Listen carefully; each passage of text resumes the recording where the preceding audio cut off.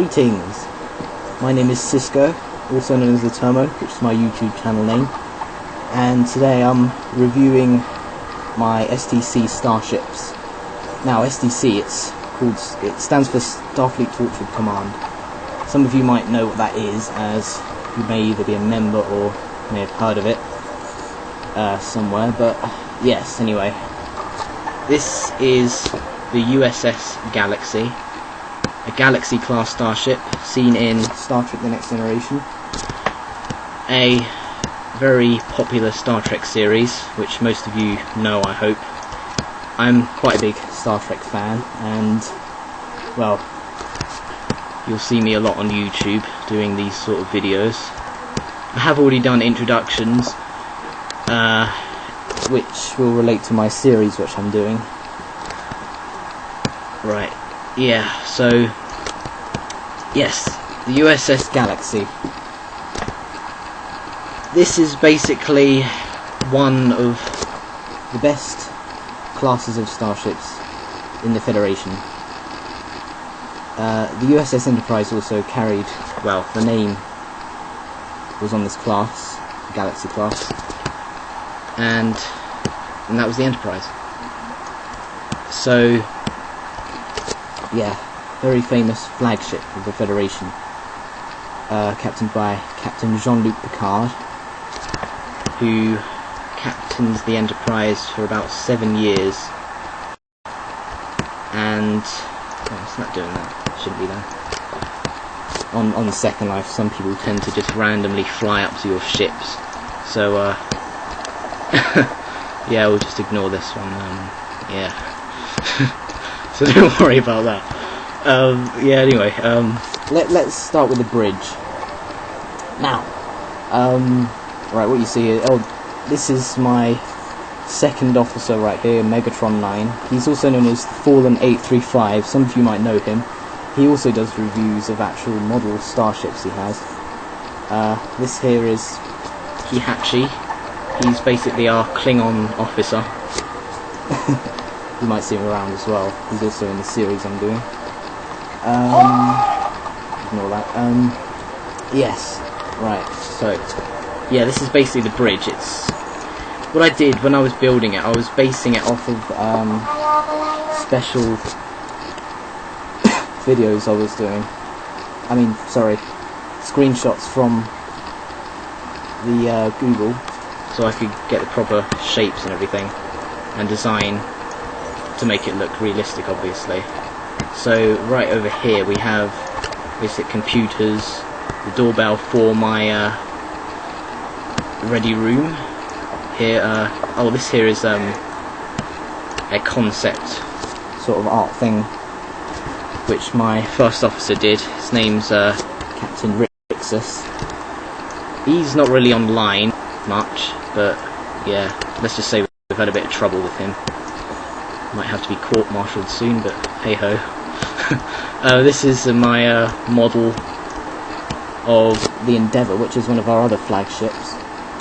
I decided to basically put it in here because, you know, some of you might know that Captain Picard puts a model of the Stargazer in his ready room because he recently served on it. It was his old ship.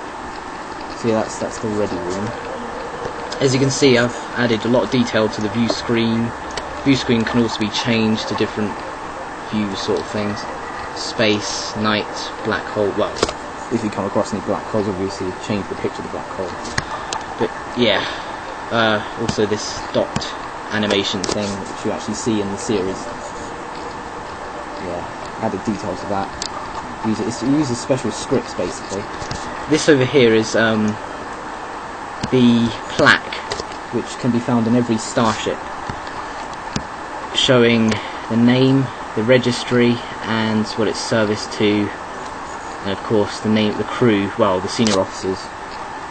When it was commissioned, it says the star date, and that is basically the starship's motto, shall we say, and it's far and away.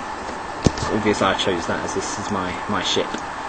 Given to me by Admiral Johnson and signed in 2410, which is the roleplay date. We basically go with Star Trek Online's dating system. So, yeah. Anyway, this ship also has special phaser systems, which can be found here, this red button. That's activated, and as you see these black, well, greyish lines here.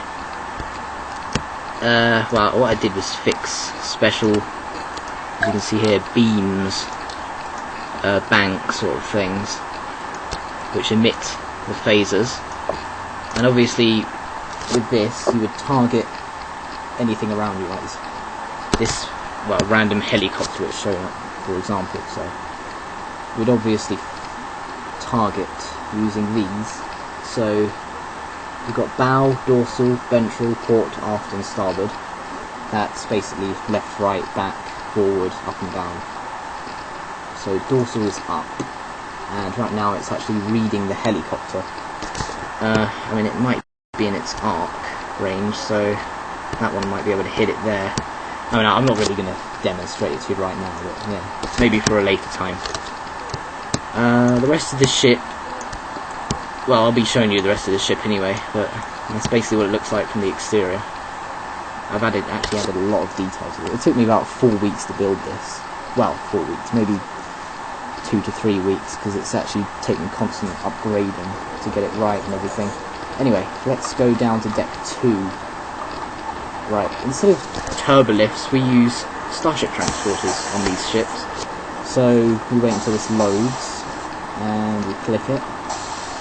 And then you go up here, it has the different decks you can go to. So at the moment we're going to go to deck 2, forward, USS Galaxy. The reason why we have each deck labelled USS Galaxy is because basically these can interfere with other ships. So just to avoid confusion we do that. Anyway, what we come across here on deck 2 first is the crew quarters. New chairs and another, well, Captain Rix's concept up there. He's also known as James Kennington's friend from school and stuff, you know. Yeah. This is 10 forward. Well, for these ships, if those of you who play Second Life might know this, we use room reses. It basically lowers the prim. Well, we avoid getting loads of prims by having this res constantly, so we have it de-resed and put into that computer, allowing us to res it whenever we want, basically.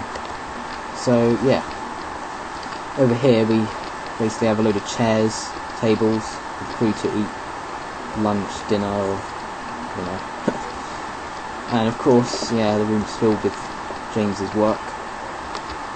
He's a very good artist. I mean, I do art with him at school. Yeah, he's good. Of course, you might know this now, the Starfleet tortured symbol. We like to put this up all over the ship as much as we can, representing ourselves. Oh, over here we have the replicator, food replicator. Basically, we can res anything on the menu that we want. Say, coffee. Maybe Captain Janeway of Star Trek Voyager loves their coffee, so black coffee, there we go. And obviously you can take that and put it on and you'll basically be drinking it. So, yeah. Anyway, moving on. This here is, on the left, is my, well, acting first officer's quarters. Rico Mayo, his name is. And of course he loves a dash of lavender on his quarters. And so here we go. Yeah, bedroom, basic things. Yeah, and all that. You know, you can basically in any quarters you'd have what you need really. And everyone knows what quarters are, don't you? Yeah. And obviously mine's similar. Except mine's green because I like command colour and everything. Letting everything res, so pictures. Oh, it's my UFS diploma here. I know it's a bit. Oh, there we go. Yeah, focuses in. That's my UFS diploma, which I got about 2 years ago now. This is my Shogun trophy, which I got after a Borg mission actually. And of course, I love a lava lamp on my desk. Yeah, so picture of the Enterprise, just to basically show the actual galaxy class and everything. Of course, I added a lot of detail to these windows. Yeah, that's actually from the exterior, that green dot you see out there. That's the navigational lights, but I ignore that really. It's because for this, the outside here isn't actually outside, it's actually inside this hole, because obviously I couldn't get this to scale due to the Second Life limitations, which is really annoying, because you know, obviously you want everything on the big scale, true size scale, you know. Anyway, moving on. Science lab. I have to say, there's not much in here. It's just basically the basic computers, and well, still maybe there's a lot more to add. But, you know, the chamber for different sorts of experiments and things. Another computer. Let's see. I'm not actually sure what those things are, but you just see them in the science lab anyway. It might be just decoration. Then again, it might actually have a purpose in the room. So yeah. Anyway, the next room is the shuttle bay. Now, keep in mind, why there's two doors there, as you see, is because between those two doors is actually where the ship would separate during the saucer separation. Obviously, this bit would come apart, the saucer section would go that way, and obviously this star drive section would float away that way. And, looks like an officer has decided to join us in a shuttle, so, yeah. Anyway, shuttle bay. We have, well, I managed to add a lot of texture detail to the floor here, which I did on PaintNet. Some of you might know that. And, well, you can do a lot of different fonts and styles and things to get the right style, you know what I mean. This is the tractor emitter for pulling in shuttles. Doesn't actually work at the moment, but it's just there for roleplay purposes, actually. Oh, and there's the shuttle bay opening. My officer trying to get in, but obviously this shuttle is too big to fit in, so yeah, there he is. And out here you can actually see the back of the ship. And in the series you can actually see from this point of view the shuttle coming out, to prove that it's actually coming from Shuttle Bay 1 and not like from this shuttle bay, which you can't actually access on here due to the size and everything. Anyway, moving on. Close the shuttle bay doors, and yeah, this is basically a shuttle bay, and in there, that's the shuttle bay control room and everything. Basically, for opening the doors and keeping an eye on everything, getting communications and stuff. Through here, we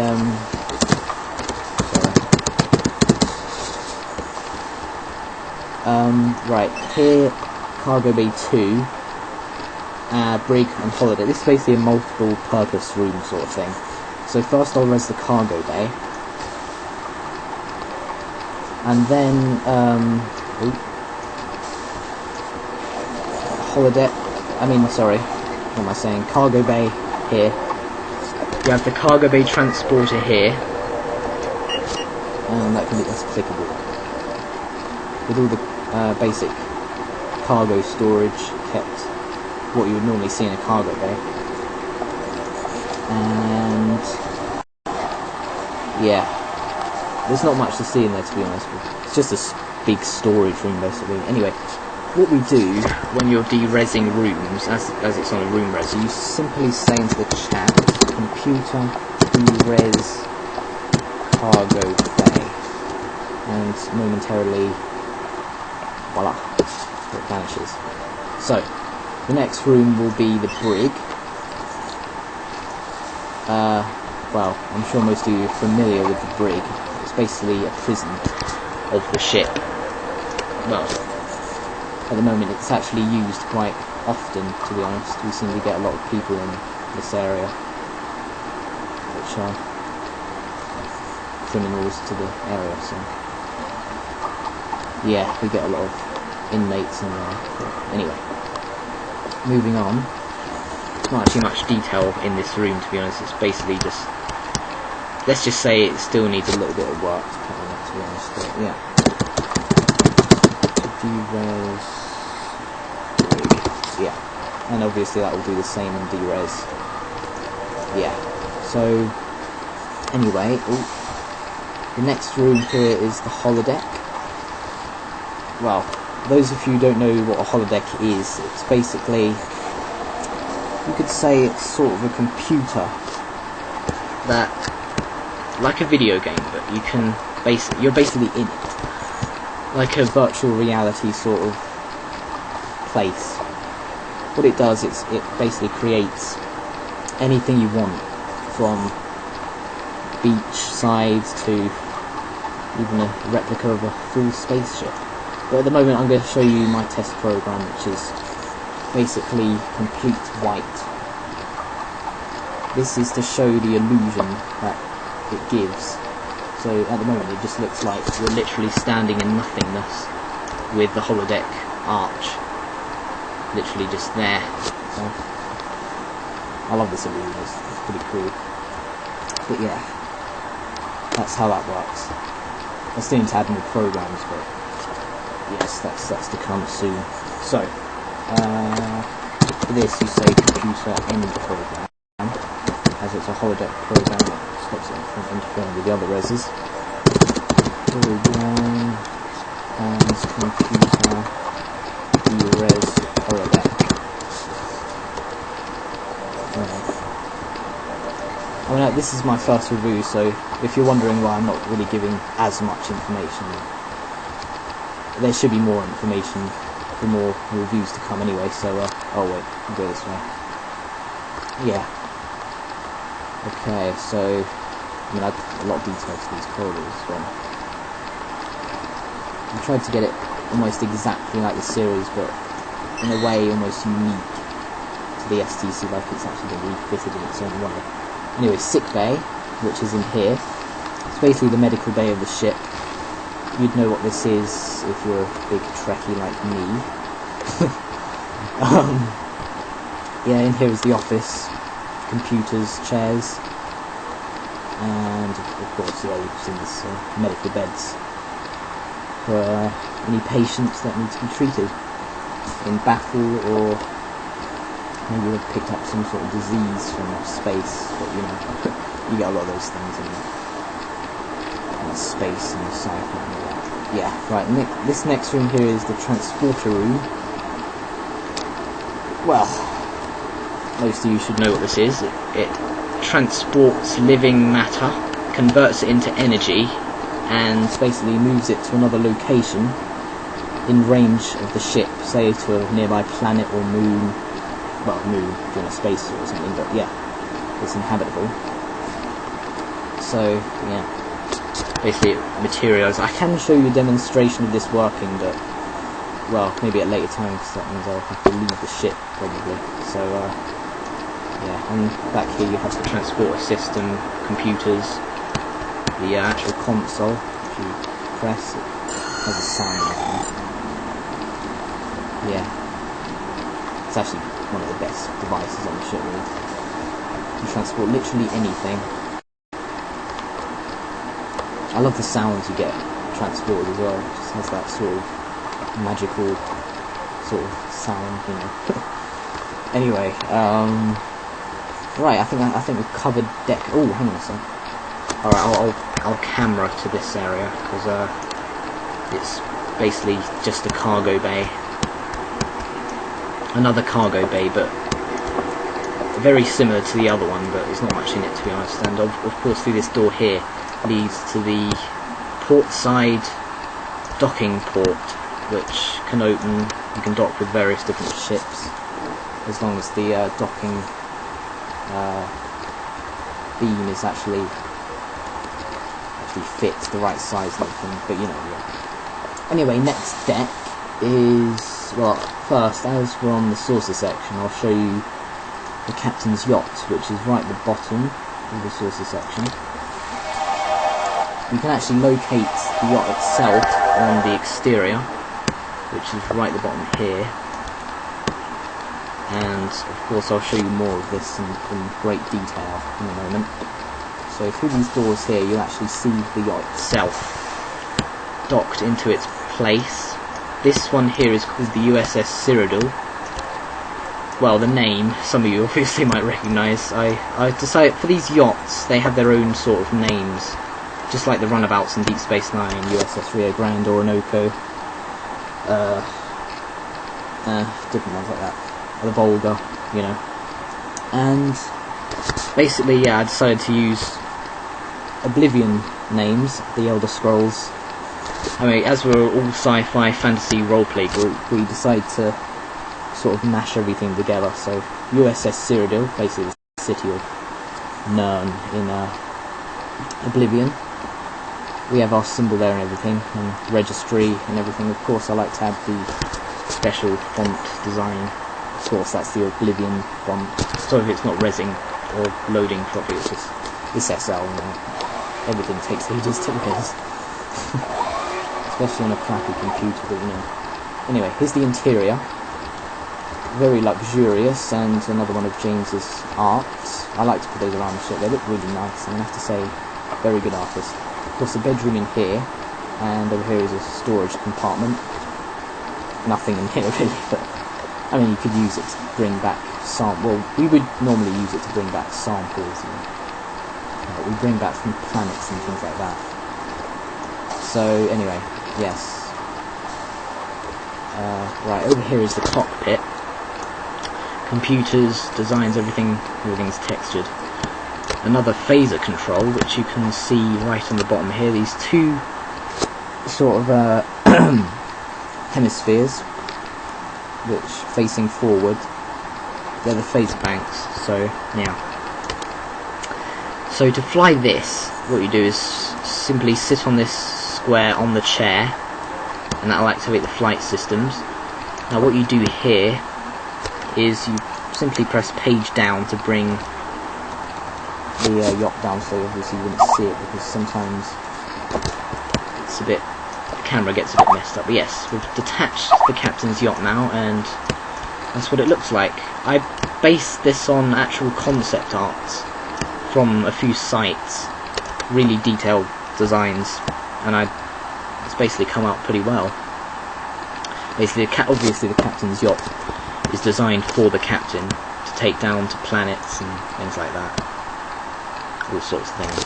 But yeah. Anyway, reattaching the yacht. Now to reattach the yacht, what you do is you bring the camera up here and you click this.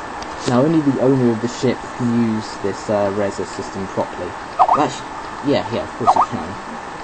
Yeah, and then it will say channel record. Now don't press anything else but position, and that will reposition the yacht into place as it was. It's a very good system. It's basically the only good system we have at the moment for this sort of thing, so it's actually become quite a good, useful thing to us. It's called Multi-Move. You can find it on X Street SL.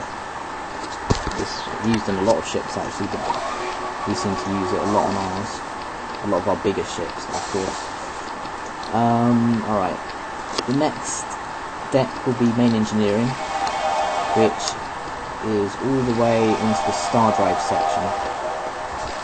Now, of course, everyone will probably love this one because I've added a lot of detail to it, and even the warp core itself is illuminated with a special animation of plasma channeling through into the lithium chamber and out through these red tubes into the nacelles, which are located of course on the outside. Now the ship can get quite fast, especially at warp point 9.9, sorry, which is basically the fastest, well, 9.95 shall we say, or 9.957, which is, a lot of ships have actually reached that speed. But if you go past that speed, you're basically hitting the threshold, which, well, a lot of weird things can happen in Star Trek. Yeah, it sort of alters evolution in a weird way, it like speeds it up. But I don't really believe in all that crap, because evolution is just, you know, let's be honest, it's just one's opinion of life. But yeah. Anyway, in our roleplay, we like to think of hitting the threshold as just altering DNA in its own way. But yeah, if those of you who've seen that Starship Voyager episode, you know what I'm talking about. But those of you, oh, don't worry about that bit. Yes, right. This is the warp core. It can be ejected by these two buttons. Well, one of these buttons. The other button is basically for the emergency trapdoor here. I'm going to have to label these actually so you know which one's which, but yeah, the smaller one is for the trapdoor, which you'll see in the series. Well, you've seen in the series. It's Starship Generations, the film as well, and obviously the Stardray section gets destroyed, and well, obviously they've evacuated, and the saucer section is plunging down to a planet, which is Viridian 3, where Soren is basically trying to get back to the Nexus. So yeah, most of you probably know that part in the film. Anyway, right, to eject the core, you press this button here, and what it will do is the core will lower down. There is a sound to it, but that's still rezzing.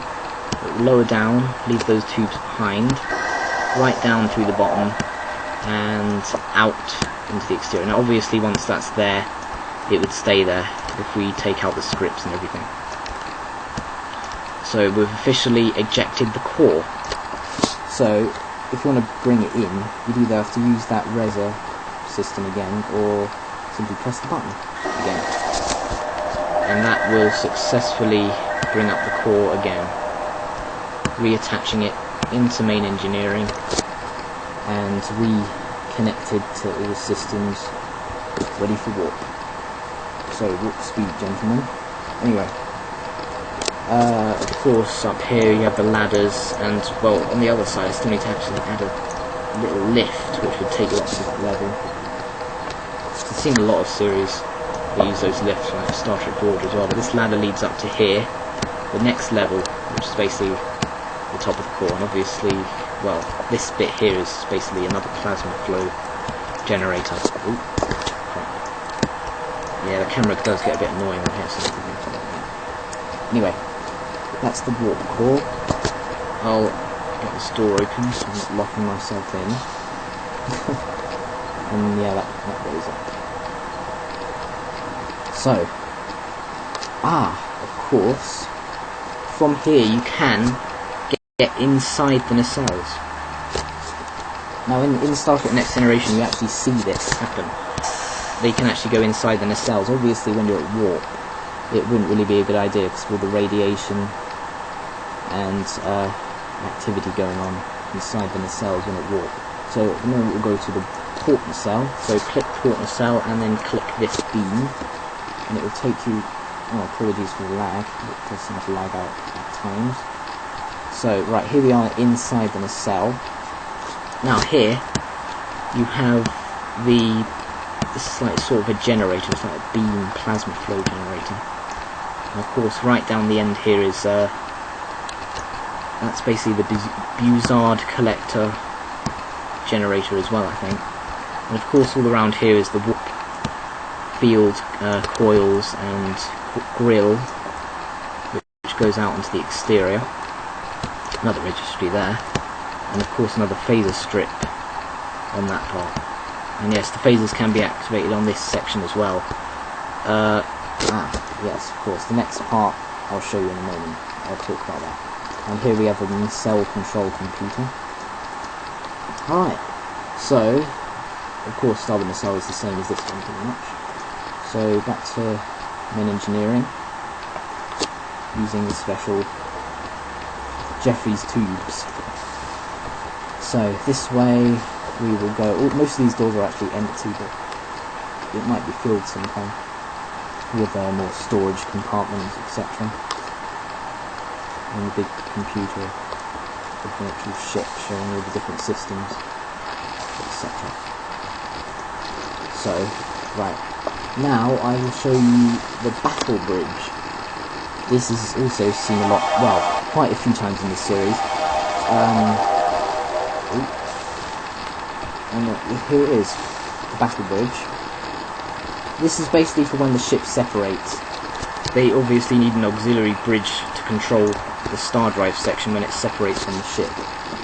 So, as you can see, another captain's chair here, with several more consoles. Here's that phaser control I was talking about, which controls these different phaser strips here. Obviously it only has aft, port and starboard, because it basically only fires those ways. Yeah, so here we go. Yeah. That's forward view screen there. This here is the saucer clamps. In roleplay, what it does is disengage the clamp so the star drive section can be freed from the rest of the ship. But what this actually does is it puts another prim over the secondary section, so obviously you can't see all the doors and things from when it does separate.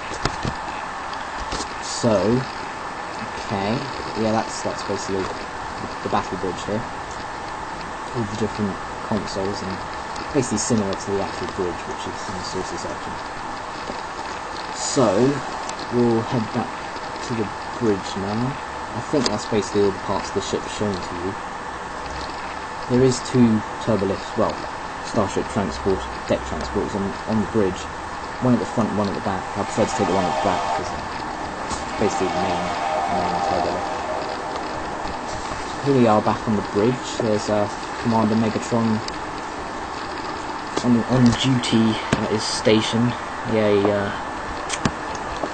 he does a lot at that station. He sits there a lot when we're on the ship. Of course, he now has his own ship. Well, now that I've refitted it, he has the USS Essex, NCC 197, I think it is, Nebula class. And that to this, it's just the nacelles and the star drive section all rearranged in a different position with this big, arrow head sort of thing on the top there. And yeah, that might be another ship I'll review sometime. Anyway, yes, the Galaxy class, one of the best ships in not only the Federation but the STC as well, Starfleet Torture Command. And in other videos I'll also show you more on, well, I'll actually do an introduction on the STC so you know exactly who we are, where we came from, how we begun, who our officers are, more about me, you know.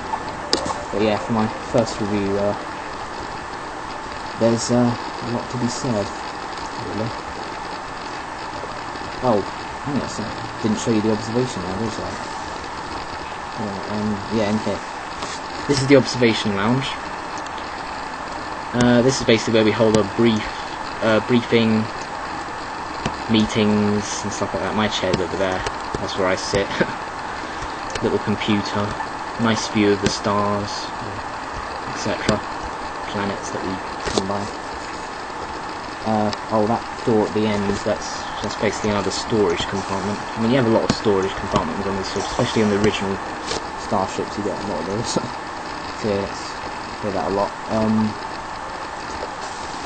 Yeah, so that's basically the Galaxy class Starship for the STC. This is refitted, so I mean, seriously, you wouldn't want to see the older one. It did not look that good, to be honest. It's basically the first Galaxy class ever built in this game. So yeah, I mean, more of the exterior you can see. The deflector. The deflector isn't that, it's only operational during warp. We don't actually use it for like shooting out beams or anything. We use the Excelsior class starships for that, due to its shape and uses and functions. They're basically because they're a different design, like Defender or Explorer. They seem more suitable for it. So yeah, there we go, the Galaxy class Starship. So keep in mind that I'll be making more of these reviews on my other ships, and I'd also like to say happy birthday to Rico Mayo, which is one of our officers. He's he's a very good officer, man. So. I'll also explain more about him, like, in the later reviews, because he joined a few months ago. He has his own ship, and let's just say we're closer than you think. But yeah, he's a good officer. Anyway,